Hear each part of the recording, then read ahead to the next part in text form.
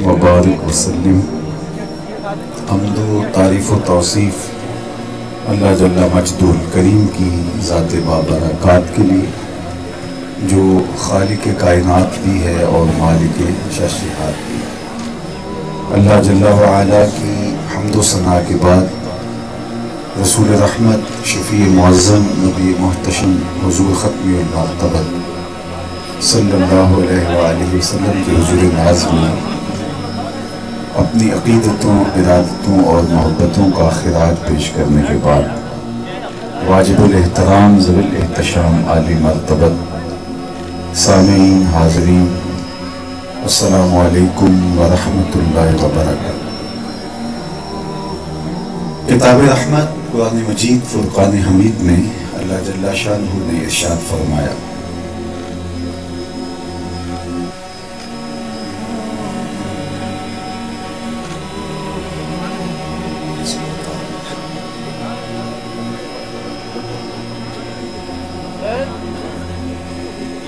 کتاب رحمت قرآن مجید فرقان حمید میں اللہ جل شانہ نے ارشاد فرمایا، قُلْ لَا أَسْأَلُكُمْ عَلَيْهِ أَجْرًا إِلَّا الْمَوَدَّةَ فِي الْقُرْبَى۔ اے حبیب آپ فرما دیجئے، اے لوگو میں تم سے تبلیغ دین کا کوئی صلہ نہیں مانگتا، تمہارے تک پیغام حق کا ابلاغ کیا، تمہیں دین دیا، تمہیں اللہ جل شانہ کے لائے ہوئے، دیے ہوئے، عطا کردہ قرآن مجید کی تعلیمات دی۔ تم سننا نہیں چاہ رہے تھے، اس کے باوجود میں نے تمہارے تک، تمہاری دہلیز تک پہنچ کے تمہیں دین کا پیغام سنایا، مکے کی گلیوں سے لے کے طائف کے بازاروں تک، درد سہے، دکھ گوارا کیے، آلام سے گزرا، مصائب، تکالیف، کیا کچھ نہیں سہا، لیکن میں پیغام حق کے ابلاغ میں کوتاہی نہیں کی اور تمہیں دین دیا۔ اس پر تم سے کوئی اجر، کوئی صلہ طلب نہیں کرتا، تم سے کسی چیز کا میں مطالبہ نہیں کرتا۔ اور حقیقت بھی یہی ہے کہ جب تبلیغی مسائی صلے اور ستائش کی آرزو سے مبرہ ہو تو پھر وہی اثر رکھتی ہے۔ فارسی والے کہتے ہیں از دل خیزت بر دل ریزت، جو چیز دل سے نکلتی ہے وہی دل میں اترتی ہے۔ میں اور آپ آج جتنی تقریریں سن رہے ہیں، سوشل میڈیا سے لے کر کے لائیو اجتماعات، اتنے خطبے ماضی میں ہمارے بزرگوں نے نہ دیے تھے نہ سنے تھے۔ وہ دو لفظ بولتے تھے، روح تک اتر جاتے تھے، چونکہ ان کی مسائی، ان کی جدوجہد بے لوث تھی۔ جب ہم نمائش، غرض دنیا، پذیرائی اور نہ جانے کیا کیا بت ہیں جو ہم نے تراش لیے ہیں، جب ہماری تبلیغی مسائی ان چیزوں سے ملوث ہو گئی ہے تو لفظ رہ گئے ہیں، تاثیر ختم ہو گئی۔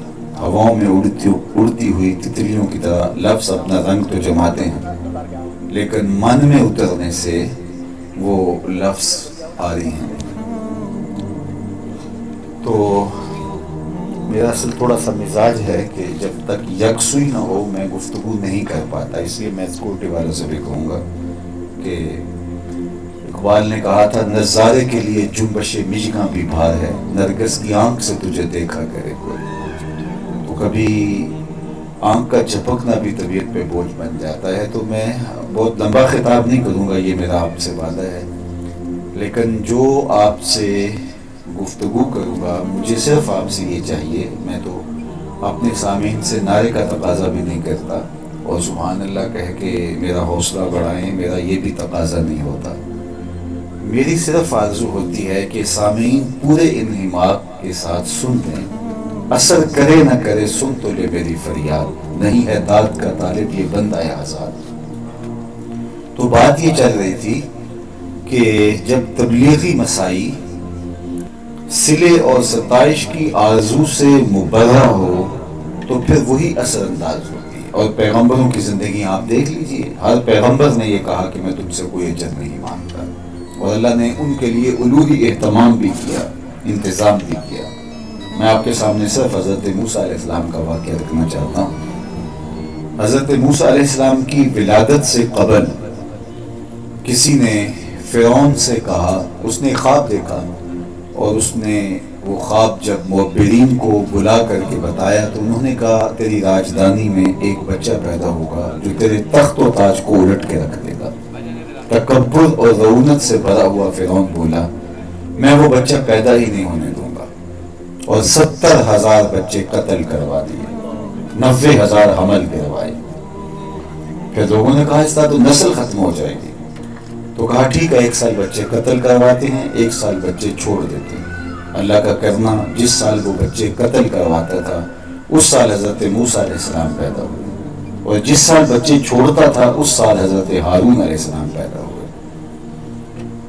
تو فرعون کے سپاہی اور اس کا پورا عملہ یہ دیکھتا تھا، اور کسی کے ہاں بچہ پیدا ہوا تو ماں کی گود سے چھین کے اس کو قتل کر دیتا۔ حضرت موسیٰ علیہ السلام کی ماں کا نام یوحانس بتلایا جاتا ہے۔ وہ پریشان ہو گئی کیونکہ بچہ اس سال پیدا ہوا ہے جس سال بچے قتل کیے جاتے ہیں، تو بہت پریشان ہوئی۔ تو اللہ تعالیٰ نے موسیٰ کی جانب وحی کی، قرآن نے بتایا کہ آپ پریشان نہیں ہونا، اس بچے کو دریائے نیل کی موجوں کے سپرد کر دو، پھر میری قدرت کے تماشے دیکھو۔ انہوں نے ایک صندوق تیار کیا جس کے بالائی حصے میں سوراخ رکھے، اور حضرت موسیٰ علیہ السلام کو صندوق میں ڈالا اور دریائے نیل کی موجوں کے سپرد کر دیا۔ اللہ کے وعدے پہ مطمئن ہو کر ماں تو واپس پلٹ آئی، لیکن حضرت موسیٰ علیہ السلام کی ہمشیرہ سے نہ رہا گیا۔ وہ دریا کے ساتھ ساتھ چلتی تھی، اور جب وہ صندوق ڈوبنے لگتا تو بہن کا کلیجہ بھی ڈوب جاتا، اور جب وہ تیر کے سطح آب پہ آ جاتا تو دکھوں کی ماری بہن کے دل کو قرار ملتا۔ فرعون کا محل بھی دریا کنارے تھا، اور شام کے وقت وہ گزرتے ہوئے پانی کے منظر سے لطف اندوز ہو رہا تھا، اپنی زوجہ جس کا نام آسیہ ہے اس کے ہمراہ۔ پانی کے دوش پہ آتا ہوا صندوق دیکھا، تجسس اور شوق کی چنگاریاں روشن ہوئی، تو غوطہ خوروں کو حکم دیا کہ جلدی سے نکال کے لاؤ، دیکھیں ہم اس میں کیا ہے، چونکہ یہ الگ سی چیز ہے جو پانی کے بہاؤ پہ آ رہی ہے۔ خیر وہ جب نکال کے لائے اور اس کو کھولا، دیکھا تو ایک خوبصورت بچہ مسکرا رہا ہے۔ تو زوجہ فرعون بولی یہ بچہ میری آنکھوں کی ٹھنڈک ہے، اور اس کو ہم اپنا بیٹا بنا لیتے ہیں۔ اللہ اکبر! فرعون نے یہ نہیں کہا کہ میری آنکھوں کی ٹھنڈک ہے، لیکن ان کی زوجہ نے یہ کہا۔ علماء نے کہا نبی کے ساتھ کیا گیا پیار آئے گا نہیں جاتا، اللہ نے اس خاتون کو بعد میں ایمان عطا کر دیا۔ اور اگر فرعون کہہ دیتا کہ ہاں میری آنکھوں کی بھی ٹھنڈک ہے، خدا یہ نہ دیکھتا اس نے جرم کیا کیا، یہ دیکھتا میرے نبی سے پیار کیا، اللہ اس کو بھی ہدایت دے دیتا۔ خیر اس کا مقصود نہیں تھا، لیکن اولاد نہیں تھی، یہ طے ہوا کہ اس کو ہم اپنا بیٹا بنا لیتے ہیں۔ سب سے پہلی فکر دودھ کی ہوئی، بہت دائیاں بلوائی گئی، شاہی دائیاں حاضر ہوئیں، لیکن حضرت موسیٰ علیہ السلام دودھ نہیں پی رہے۔ اللہ نے فرمایا قرآن میں ہم نے ان پر حرام کر دیا تھا اپنی ماں کے علاوہ کسی اور خاتون کا دودھ نہیں پینا۔ اب وہ پریشان بیٹھے تھے، بچہ مل گیا ہے اور بہت خوبصورت ہے، اس کو بیٹا بنا لیا، لیکن بچہ دودھ ہی نہیں پی رہا۔ اتنے میں ان کی بہن بھی دریا کنارے چلتے چلتے موقع پہ آ پہنچی، اور اس پریشانی میں ان کو پھنسا ہوا دیکھا تو کہا کہ ایک دائی میری نظر میں بھی ہے جس کا دودھ بچے رغبت سے پی لیتے ہیں، اگر تم کہو تو بلا لاؤں۔ انہوں نے کہا دیر کا ہے کہ وہ گئی اور اپنی ہی ماں کو بلا لائی۔ حضرت موسیٰ کی ماں نے جب دودھ پیش کیا تو انہوں نے پی لیا، ظاہر ہے پینا تھا، تو کہا کہ اے خاتون تم ہمارے بچے کو دودھ پلانے کے لیے اپنی رہائش قریب کر لو، ہم تمہیں اس کام کے لیے متعین کرتے ہیں۔ اور پھر حضرت موسیٰ علیہ السلام دودھ پیتے تھے۔ اب سوال یہ ہے کہ اپنی ماں کے علاوہ کسی اور خاتون کا دودھ پینا نبی کی شان کے لائق نہیں، تو پھر میرے اور آپ کے آقا مولا نے حضرت سیدہ حلیمہ سعدیہ کا دودھ کیوں پیا ہے؟ تو صاحب کسی خاتون کا دودھ پینے میں کیا حرج ہے؟ بھیڑ بکری کا دودھ پینے میں حرج نہیں ہے، تو کسی خاتون کا دودھ پینے میں کیا حرج ہے؟ حضرت موسیٰ کو جو منع کیا گیا تھا اس کی وجہ یہ تھی کہ اس بہانے ماں کی گود تک پہنچانا تھا، اور دوسری وجہ یہ تھی کہ کل فرعون کے دربار میں کھڑا ہو کے حضرت موسیٰ نے جب اللہ کی توحید کا اعلان کرنا تھا تو اس نے زیر لب مسکرا کے کہنا تھا الم نربک فینا ولیدا، ہمارے گھر پلتا رہا، آج مجھے عقل سکھانے آ گیا؟ تو اللہ کا نبی جواب دے سکے میاں پلا تیرے گھر میں ہوں لیکن دودھ میں اپنی ماں کا پیتا رہا۔ اور دوسری بات یہ عرض کرنا چاہوں گا کہ فرعون نے کہا تھا میں وہ بچہ پیدا نہیں ہونے دوں گا، رب نے کہا مجھے رب نہ کہنا اگر تیرے گھر میں پال کے نہ دکھائے۔ اب حضرت موسیٰ علیہ السلام اپنے گھر سے اپنی ماں کا دودھ پی کے اب کس دھڑلے کے ساتھ، کس شان کے ساتھ فرعون کے دربار میں کھڑے ہیں اور اللہ کے دین کی تبلیغ کر رہے ہیں۔ تو اس لیے ہر پیغمبر کی زندگی دیکھیں کہ اس نے پیغام حق کا ابلاغ کیا تو لوگوں سے کوئی مطالبہ نہیں کیا۔ جب تقریریں بکنے لگ جائیں، جب نعتوں کی بولیاں لگنے لگ جائیں، جب تلاوتوں کے ریٹ طے ہوں تو پھر صاحب اثر نہیں ہوتا، کانوں کی لذت ہوتی ہے، وہ لفظ کانوں تک ٹکراتے ہیں، وہ روح تک نہیں اترتے۔ روح سے وہی اترتا ہے جو روح کی عطا گہرائیوں سے نکلا ہوا لفظ ہو، وہ سیدھا سادہ بھی ہو، ٹوٹا پھوٹا بھی ہو۔ اشہد بلال ان اللہ اشہد، پھر بلال کا اشہد بھی اللہ کے یہاں اشہد مان لیا جاتا ہے۔ یہاں لہجہ نہیں دیکھا جاتا، یہاں دل کا خلوص دیکھا جاتا ہے۔ تو کہا لا اسألکم علیہ اجرا، اے لوگوں میں تم سے تبلیغ دین کا کوئی صلہ نہیں مانگ رہا۔ اور پھر جس طرح حضور نے تبلیغ کی، آپ کو پتہ ہے کتنی مشقتیں سہی۔ میں تو گفتگو کرنے آیا ہوں تو میرے میزبانوں نے، اللہ ان کو جزا دے، میرے لیے لاؤڈ سپیکر کا انتظام کیا ہے تاکہ مجھے زیادہ زور سے بولنا نہ پڑے، خوبصورت لائٹنگ کی ہے، چراغاں کیا ہے، آپ کو دعوت دے کے بلایا ہے، مجھے ایک ایک کے پاس جانا نہیں پڑا۔ تو یہ میرے لیے کیا مشکل ہے؟ میں 3 گھنٹے بھی اگر خطاب کر دوں تو کیا مشکل ہے؟ اور آپ سن رہے ہیں، آپ کی آنکھوں کی پتلیوں پہ پیار لکھا ہے، آپ کی پیشانیاں کو شادگی سے احساس دے رہی ہیں کہ ہم آپ کو سننے کے لیے بیٹھے ہیں۔ تو یہ تو میرے لیے ایک بہت راحت قلب اور تسکین جان ہے۔ مشکل اس وقت ہوتا ہے جب لوگ سننا نہ چاہیں اور ان کو سنانا پڑے۔ حضرت نوح علیہ السلام کو دیکھیے کہ لوگوں کو پیغام حق کا ابلاغ کرنے جاتے ہیں، وہ آگے سے انگلیاں ٹھوس لیتے ہیں کانوں میں، اے نوح تیری بات نہیں سنیں گے۔ اور اللہ کا نبی رک جاتا ہے، اچھا کبھی تو تھک کے انگلیاں نکالو گے، جب نکالو گے تب ہی پیغام حق سنا کے جاؤں گا۔ اللہ اکبر، کتنا مشکل تھا ان کو تبلیغ کرنا، انہوں نے کی، لیکن ساتھ یہ بھی کہا لا اسألکم علیہ اجرا، میں تم سے تبلیغ دین کا کوئی صلہ نہیں، کوئی اجر نہیں مانگتا، الا المودۃ فی القربى، ہاں ایک چیز کا تم سے مطالبہ ہے، جو میرے قرابت دار ہیں تم نے ان کے ساتھ مودت اور محبت کا رشتہ قائم کرنا ہے۔ تو جب محبت مانگ لی تو پھر سب کچھ نہیں مانگ لیا۔ جب محبت طلب کر لی تو باطنی نظر میں تو یہ سمجھ آتی ہے کہ جب کوئی کسی سے پیار کرنے لگ جائے تو پھر تو وہ سب کچھ قدموں میں رکھ دیتا ہے، بذل مالو جانو جاہو نام و ننگ در طریق عشق اول منزل است۔ جب کوئی کسی سے پیار کرتا ہے تو مال تو کچھ ہوتا ہی نہیں، جہاں بھی نذرانہ کر کے وہ سمجھتا ہے حق ادا نہیں ہوا۔ تو جب مودت مانگ لی اپنے اہل بیت کے لیے تو پھر تو سب کچھ مانگ لیا، تو کیا یہ صلہ تو نہیں بن جائے گا؟ جب کچھ نہیں مانگا تبلیغ دین کا صلہ، مودت اہل بیت مانگ لی، اپنے گھرانے کے لیے محبت مانگ لی، تو جب محبت مانگ لی تو پھر سب کچھ ہی آ گیا۔ تو اس کا جواب یہ ہے کہ اہل بیت کی مودت اہل بیت کی ضرورت نہیں ہے، امت کی ضرورت ہے۔ یہ اس لیے طلب کی، اس لیے مانگی کہ اس سے امت کو فائدہ ہوگا۔ حضرت زید بن ارقم رضی اللہ تعالیٰ عنہ سے معروف روایت ہے، اور یہ تقریباً 25 اصحاب سے مروی ہے روایت، جو میں آپ کے سامنے رکھنے جا رہا ہوں۔ کتب صحاح میں اور دیگر کتب حدیث میں یہ روایت موجود ہے۔ حضرت زید بن ارقم رضی اللہ تعالیٰ عنہ فرماتے ہیں کہ حضور نے ہمیں خطبہ ارشاد کیا، اللہ کی حمد بیان کی، اس کی ثنا بیان کی، اور پھر اس کے بعد حضور علیہ السلام نے فرمایا کہ انا تارک فیکم الثقلین، میں تمہارے اندر 2 بھاری چیزیں چھوڑ کے جا رہا ہوں۔ جن چیزوں کو حضور نے بھی بھاری کہا وہ کتنی بھاری ہوں گی؟ ان میں سے پہلی چیز کتاب اللہ، اللہ کی کتاب، فیہ الہدی والنور فخذوا بکتاب اللہ واستمسکوا بہ، اس میں ہدایت ہے، اس میں روشنی ہے، اس میں اجالا ہے، اس کو مضبوطی سے پکڑ لو۔ بلکہ حضرت زید بن ارقم سے ہی ایک دوسری روایت ترمذی میں جو ہے اس میں یہ لفظ ہیں کہ اگر تم اس کو مضبوطی سے پکڑ لو گے لن تدلوا بعدی، میرے بعد تم کبھی بھی گمراہ نہیں ہوگے۔ حضور اپنی امت کو لاوارث نہیں چھوڑ کے گئے، کہ لوگوں میں تمہیں دو بھاری چیزیں چھوڑ کے جا رہا ہوں، دو بھاری چیزیں دے کے جا رہا ہوں، ان کو مضبوطی سے تھام لو، تم کبھی بھی گمراہ نہیں ہوگے۔ ان میں سے پہلی چیز کتاب اللہ، اللہ کی کتاب جس میں ہدایت، روشنی، اجالا اور نور و نکھت سب کچھ ہے۔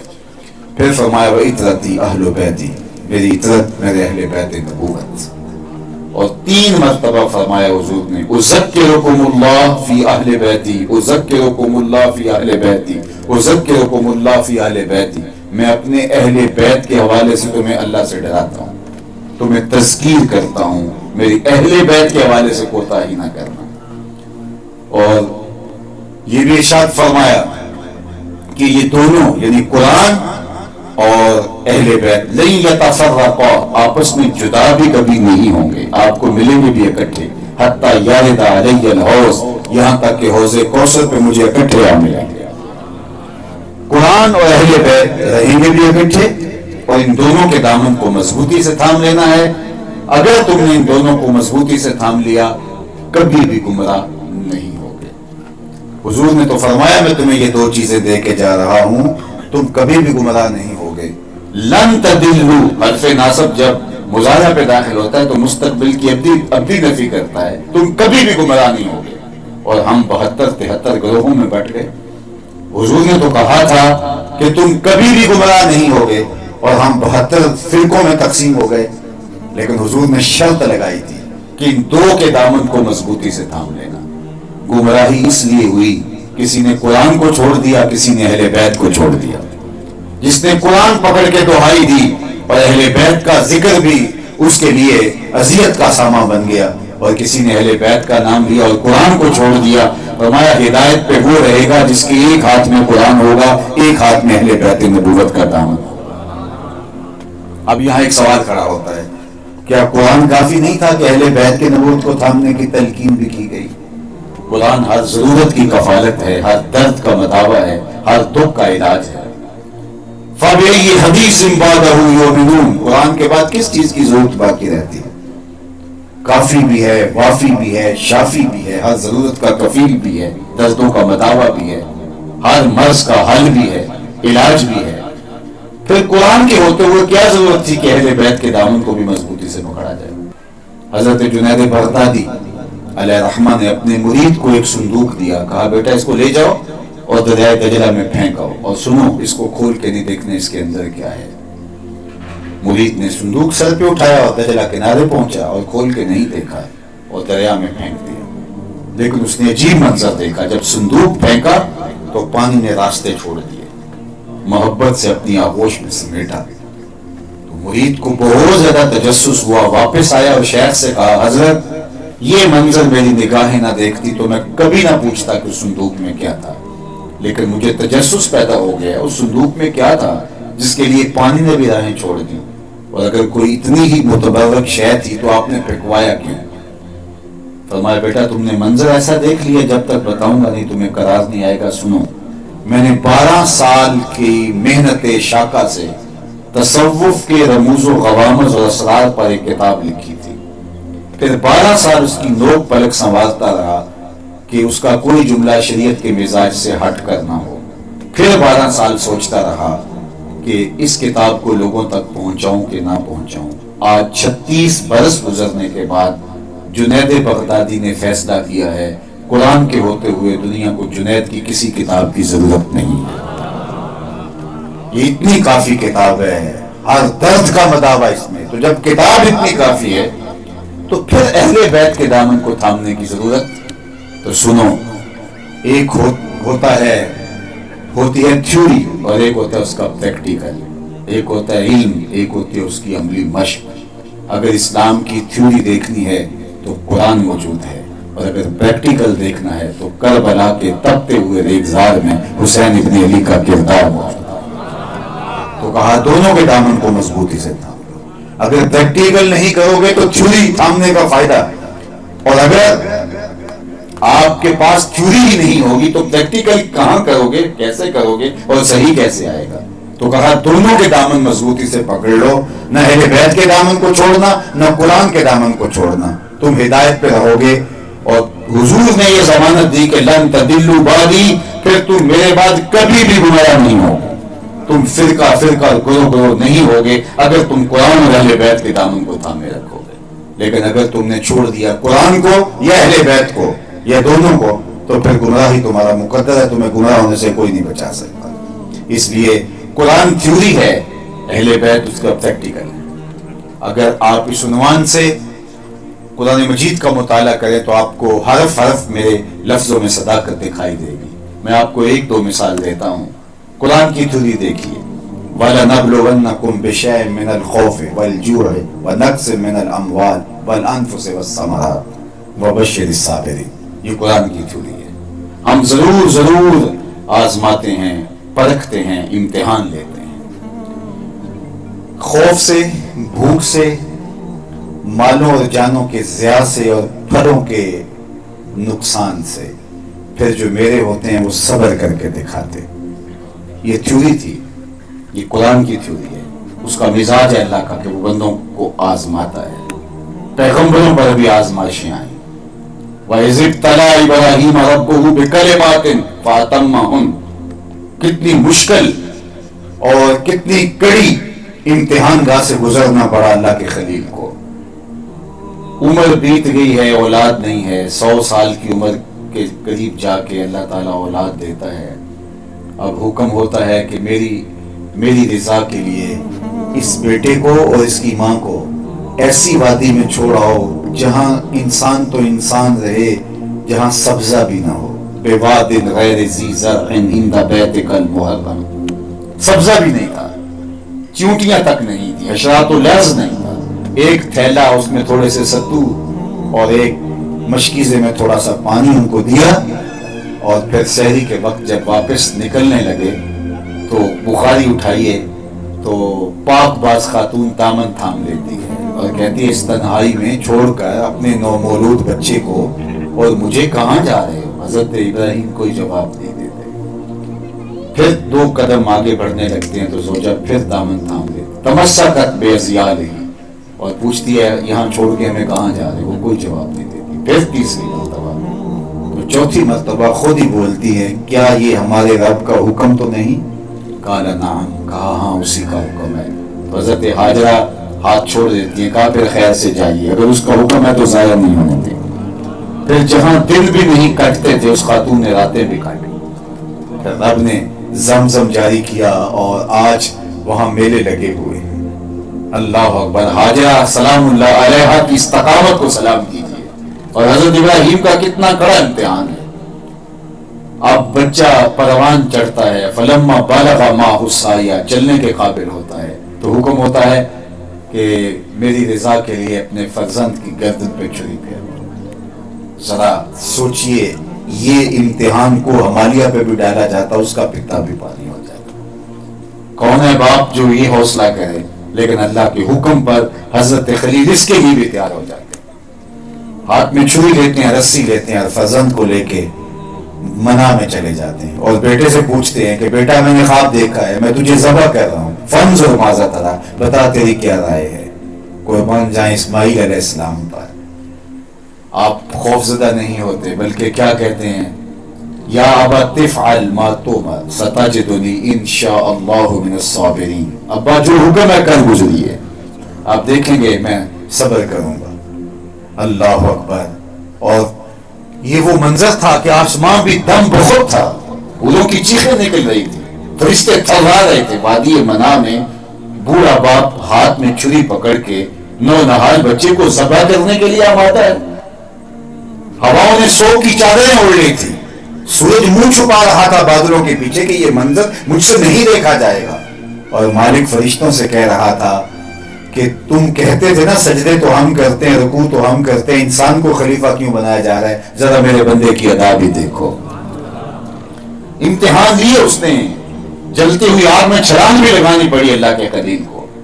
پیغمبروں نے امتحان دیے، ایک ایک دن کے اندر 70 نبی شہید کیے گئے۔ حضرت زکریا کے سر پہ آڑا رکھ کے پاؤں تک چیر دیے گئے اور کہا زبان سے اف بھی نہیں کہنا۔ حضرت یحییٰ کا سر کاٹ کے تشتری میں رکھ کے بادشاہ کے سامنے پیش کیا گیا۔ حضرت خباب بن ارت رضی اللہ تعالیٰ عنہ فرماتے ہیں میں کعبۃ اللہ کے سائے میں حضور کو بیٹھا ہوا دیکھا اور کفار کے ظلم و ستم جب بہت بڑھ گئے تو میں نے حضور سے کہا حضور اب برداشت نہیں ہو رہی، تو آقا کریم نے فرمایا خباب گھبرا گئے ہو، تم سے قبل جو لوگ گزرے ہیں ان کے جسموں کو لوہے کی کنگھیوں سے چھید دیا گیا، حتیٰ کہ کنگھیوں کے دانوں نے ہڈیوں پر نشان چھوڑے لیکن انہیں حق کا راستہ پھر بھی نہیں چھوڑا۔ کتنی مشکلوں سے گزرے، یاری تیری سونا پر ازمیشاں تیریاں آگ، سونا پر کیا جاؤندہ ہے نال اگاں دے لگ، امتحانوں سے گزرے۔ اب ذرا دیکھیے تاریخ بتاتی ہے کسی سے خوف کا امتحان لیا گیا، کسی سے جان کا امتحان لیا گیا، کسی سے مال کا امتحان لیا گیا، کسی سے پھلوں کا امتحان لیا گیا۔ امام شافعی فرماتے ہیں پھلوں سے مراد اولاد ہے، یہ زندگی کا پھل ہوتا ہے۔ کسی سے اولاد کا امتحان لیا گیا، یہ امتحان متفرق جگہوں پر لیے جاتے رہے، لیکن آئیے کربلا کے میدان میں سارے امتحان اکٹھے ایک ہی کمرہ امتحان میں لیے جا رہے ہیں، حسین ابن علی اور حضرت امام حسین 33% نمبر لے کے پاس نہیں ہوتے، ہر پرچے کے اندر 100% نمبر لے کے کامیاب ہو سکتے۔ جوان بیٹے کی لاش کندھوں پہ اٹھا کے خیموں تک لا کے رب کا شکریہ ادا کرنا یہ تماشا لبے بام تھوڑا۔ آپ کربلا کا نقشہ دیکھیں، جہاں سے 71 لاشیں اٹھا کے مقتل سے لاتے ہیں اور گنج شہیدہ میں رکھتے ہیں، 71 مرتبہ اتنی دور ہمیں جانا پڑے، خالی پیدل ہی ہاتھ لگا کے آنا پڑے تو ہم 8-10 چکروں کے بعد کہیں یہ ہمارے پاس کا روگ نہیں ہے، لیکن حسین ابن علی ہر بار جاتے ہیں، کبھی بھائی کی لاش اٹھا کے لاتے ہیں، کبھی بیٹے کی، کبھی بھتیجے کی، کبھی بھانجے کی، کبھی آیان و انصار کی لاشیں اٹھا کے لا رہے ہیں اور پھر لاش رکھ کے کہتے ہیں مالک حسین تیری رضا پہ راضی ہے، تو بھی بتا تو بھی راضی ہوا کہ نہیں ہوا۔ اللہ اکبر۔ اور خود قربانی جس پامردی سے دی ہے، بھوک کا امتحان، خوف کا امتحان، لیکن سرخرو نکلے۔ جب امام حسین رضی اللہ تعالیٰ عنہ سے کہا گیا کہ وہاں حالات یکسر تبدیل ہو گئے، اب راستہ بدل لینا چاہیے، تو حضرت امام حسین کا ایک تاریخی لفظ ہے جو آپ نے نصیحت کرنے والوں کو کہا، اتخوفنی بالموت، آپ مجھے موت سے ڈراتے ہیں، میرا تو امتحان ہے اور جب امتحان ہوگا تو میں ڈروں گا نہیں، موت کی آنکھوں میں آنکھیں ڈال کے بات کروں گا۔ اتخوفنی بالموت، آپ مجھے موت سے ڈراتے ہیں۔ تو یہ تھا امام حسین رضی اللہ تعالیٰ عنہ کا حوصلہ۔ محتاط روایات کے مطابق ایک تو وہ ہمارے واعظ اور خطیب حضرات اور ذاکر حضرات جو ہیں وہ اپنے انداز میں رنگ باندھتے ہیں، لیکن جو محتاط روایتیں ہیں وہ یہ ہیں کہ جب آپ کا شہادت کے بعد پیراہن اتارا گیا 113 سوراخ تیروں کے تھے، 33 زخم تلواروں کے، 34 گھاؤ نیزوں کے تھے، لیکن آپ جانتے ہیں کہ اس حالت کے اندر بھی امام حسین کا سر انور دستے قاتل نے جب کاٹا ہے تو سجدے میں جھکا ہوا تھا۔ یہ ہے امتحان، یہ ہے صبر کی کیفیت۔ صبر کیا ہے اس پر علماء نے بہت کچھ لکھا، لیکن صبر کی ایک تعریف کسی نے یہ بھی کی ہے کہ صابر وہ ہوتا ہے جس کے معمولات عبادت کا زانہ ہو۔ امام حسین رضی اللہ تعالی عنہ کی 9، 10 اور محرم کی شب کو، عاشورے کی شب کو تہجد بھی قضا نہیں ہوئی، اور جب آپ پر تیر برس رہے ہیں آپ کی نماز بھی قضا نہیں ہوئی۔ یہ ہے امام حسین رضی اللہ تعالیٰ عنہ کی استقامت۔ دستے قاتل نے سر اس وقت کاٹا جب سجدے میں جھکا ہوا ہے۔ اللہ اکبر۔ ایک روایت سنی ہے، حج کا موقع تھا، ایک صاحب لبیک لبیک پڑھتے ہوئے آ رہے تھے، لبیک اللہم لبیک کی صدائیں لگاتے، اونٹ سے گر پڑے، گرنے کی وجہ سے ان کی گردن کی ہڈی ٹوٹ گئی اور موت واقع ہو گئی۔ حضور علیہ السلام سے عرض کیا گیا تو اگر ان نے فرمایا کہ ان کو احرام کی چادروں میں کفن دے دو، جنازہ پڑھو، تدفین کر دو، اور پھر آقا کریم نے ایک تاریخ سا جملہ ارشاد فرمایا، کل قیامت کے دن یہ شخص جب قبر سے اٹھے گا ملبیاً، اس کے لبوں پہ تلبیہ ہوگا، یہ لبیک لبیک پکارتا اٹھے گا، چونکہ جس حالت میں وہ فوت ہوتا ہے اسی حالت میں اٹھایا جاتا ہے۔ اگر یہ حدیث آپ تک پہنچ گئی ہے تو سن لو، پھر قیامت کے دن حسین کا سر سجدے سے اٹھایا جائے گا۔ اتنا لمبا سجدہ کسی نے نہیں کیا جیسا حسین ابن علی نے کیا ہے. آواز آئی ہے اس پیاسے پر علی شیر خدا کو ناز ہے, اس نواسے پر محمد مصطفیٰ کو ناز ہے. اور انہوں نے بھی سجدے کیے, اس کا عجب انداز ہے, اس نے وہ سجدہ کیا جس پر خدا کو ناز ہے. دستے قاتل نے جب سر کاٹا تو سجدے میں جھکا ہوا تھا. اور پھر آپ جانتے ہیں کہ انہوں نے امام حسین اور ان کے اعیان و انصار کے سر کاٹ کے نیزوں کی انیوں کے اوپر بلند کیے, اور یہ اپنے لشکر کو بتانے کے لیے کہ ہم جیت گئے ہیں, دیکھو ان کے کٹے ہوئے سر ہیں. لیکن لشکر یزید سے آواز آتی ہے کٹا ہوا امام حسین کا سر دیکھ کے, یہ کیسا سر ہے جو کٹ کے بھی سر بلند ہی ہے, کٹنے کے بعد بھی یہ اونچا ہے, سر بلند ہے. اور جب نیزے کی نوک پہ امام حسین کا سر چڑھایا گیا تو انداز یہ تھا کہ کٹی ہوئی گردن کا رخ آسمان کی طرف اور پیشانی کا رخ زمین کی طرف. کسی شاعر نے تخیل باندھا, ذرا رخ دیکھیے بہاں کے سر نیزے پہ اور سوئے زمین ہے روح, یعنی سجدہ ثانی کی ہے آرزو. رکعت میں 2 سجدے ہوتے ہیں, ابھی ایک سجدہ ہوا تھا کہ سر کاٹ لیا گیا حسین ابن علی کی پیشانی میں, دوسرے سجدے کی آرزو بچل رہی. اگر وہ تھیوری ہے وَلَنَبْلُوَنَّكُمْ بِشَيْءٍ مِّنَ الْخَوْفِ وَالْجُوعِ وَنَقْصٍ مِّنَ الْأَمْوَالِ وَالْأَنفُسِ وَالثَّمَرَاتِ, تو اس کا پریکٹیکل آپ یہاں کر کے دیکھو. یہاں دیکھو کہ کس طرح حسین ابن علی نے صبر استقامت کے کوہ گرا بن کر جوان بیٹے کی میت اٹھا کے خیموں تک لانا. اللہ اکبر, یہ تماشا لب بام نہیں ہے.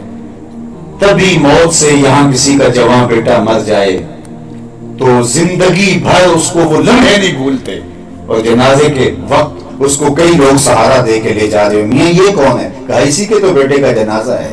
تبھی موت سے بیٹا فوت ہو جائے تو جو ہے وہ باپ سنبھالے نہیں سنبھلتا. تو میں خراج پیش کروں نا حسین ابن علی کو, جو 18 سال کے بیٹے کی لاش کو کندھوں پہ اٹھا کے لا رہا ہے, اور پھر بھی لاش رکھنے کے بعد کہہ رہا ہے مالک حسین کی یہ قربانی بھی قبول کر. اللہ اکبر. یزید نے تخت و تاج تو بچا لیا, لیکن سرخروئی حضرت امام حسین کے نام ہوئی. کربلا میں کون جیتا, کربلا میں کون ہارا, آج فیصلہ کر لیتے. اقبال نے کہا تھا جو دلوں کو فتح کر لے وہی فاتح زمانہ. پورے ملک میں ڈھونڈو, پوری دنیا میں ڈھونڈو, آپ کو شمر نام کا شخص نہیں ملے گا, آپ کو خولی نام کا شخص نہیں ملے گا, آپ کو ابن زیاد نام کا شخص نہیں ملے گا, یزید نام کا شخص ڈھونڈنے سے آپ کو نہیں ملے گا. اور میں پوری دنیا میں نہیں ڈھونڈتا, اسی مجلس میں ڈھونڈنے نکلوں تو کتنے لوگوں کا نام حسین ہوگا, کتنے لوگوں کا نام شبیر ہوگا, کتنے لوگوں کا نام اکبر اور اصغر ہوگا, کتنے لوگوں کا نام عباس ہوگا. تو یار اور کتنی محبتیں تجھے اعتراض چاہیے, ماؤں نے تیرے نام پہ بچوں کے نام رکھ دیے. جو دلوں کو فتح کر دے وہی فاتح زمانہ, یہ حسین ابن علی کی فتح ہے. اللہ اکبر. فتح شکست کا ایک اور معیار ہے, اور وہ یہ کیا کہ جو سادہ ہمارا دیہاتی جو اکھاڑا چھوڑ کے بھاگ جائے وہ ہارا ہوتا ہے, اور جو اکھاڑے میں جمع رہے ڈٹا رہے وہ جیتا ہوا ہوتا ہے. اسی لیے پہلوان جو ہے وہ اکھاڑا نہیں چھوڑتے. شکست مان لی جاتی ہے, پانی پت کی لڑائیوں سے لے کر دور موجود کی لڑائیوں تک دیکھیں, میدان چھوڑنے والا شکست خطبہ مانا جاتا ہے. یہ معیار اگر دیسی معیار ہم اپنے سامنے رکھیں تو جاؤ پھر کربلا میں دیکھ کے جاؤ, وہاں جا کے دیکھو کہ وہاں یزید کے ڈیرے ہیں یا حسین کی روزے کے اوپر جھنڈا جھول رہا ہے. آج بھی قبضہ کربلا پہ کس کا ہے, وہاں کون موجود ہے؟ آج بھی وہاں آپ کو حسین ابن علی کے جو ہے وہ خیمہ نور کے اوپر, ان کے مرکز نور کے اوپر جھنڈا جھولتا دکھائی دے گا. اس لیے جیتا وہ ہوتا ہے جو میدان میں موجود ہے. یزید کی تو زمانے کو قبر کا بھی نہیں پتا کہاں ہے. تاریخ نگاروں نے لکھا ہے کہ مزبلہ دمشق میں, دمشق کی کوئی روڑی ہے جس کے پیچھے اور چھپی ہوئی اس گندگی کے نیچے کہیں اس کی قبر ہے. زمانے کو تو یزید کی قبر کا بھی نہیں پتا, اور حسین کے مرکز نور پہ آج بھی جھنڈا جھولتا دکھائی دے رہا. لیکن حقیقت میں یہ یزید اور حسین کی لڑائی نہیں تھی, یہ یزیدیت اور حسینیت کی لڑائی تھی. یہ بات ذہن میں رکھیے, یہ اقتدار کی لڑائی نہیں تھی, یہ اقدار کی لڑائی تھی. یہ حق و باطل کا معرکہ تھا, یہ سچائی اور جھوٹ کا معرکہ تھا. یزید بظاہر حضرت امام حسین ان کے خاندان کو کاٹ کر کے فتح کے نعرے بجایا کہ میں جیت گیا ہوں, لیکن یزیدیت ہار گئی تھی اور امام حسین وہ کٹ گئے تھے، لیکن حسینیت زندہ باد ہو گئی تھی۔ حضرت امام حسین نے یزید کے مکروہ چہرے سے نقاب الٹ دیا تھا، یہی آپ کا کام تھا۔ آپ نے جو خطبہ دیا اور کوفی سامنے کھڑے ہیں، اس خطبے کے 2-3 لفظ سن لیجئے جس سے آپ یہ بتاتے ہیں کہ میں کیوں اس کے مقابلے میں آیا ہوں۔ آج لوگ کہتے ہیں یہ 2 شہزادوں کی جنگ تھی۔ اللہ اکبر، یہ کتنی بھونڈی بات ہے۔ تخت و تاج تو ان کے قدموں کی دھول ہے۔ یہ اقتدار کے لیے اتنا کچھ کیا تھا۔ آج یہ بھی کہا جاتا ہے کہ یہ ایک سانحہ ہو گیا تھا، ایک اتفاقی حادثہ ہو گیا تھا۔ سنو امام عالی مقام کیا کہہ رہے رضی اللہ تعالیٰ عنہ۔ آپ پہنچ کر کے وہاں لشکر یزید سامنے کھڑا ہے اور کوفی سامنے موجود ہیں۔ آپ نے فرمایا ان ہؤلاء قد لزموا طاعت الشیطان وترکوا طاعت الرحمن، میں اس لیے میدان میں آیا ہوں کہ ان لوگوں نے شیطان کی اطاعت کو قبول کر لیا ہے اور رحمان کی اطاعت کو چھوڑ دیا ہے۔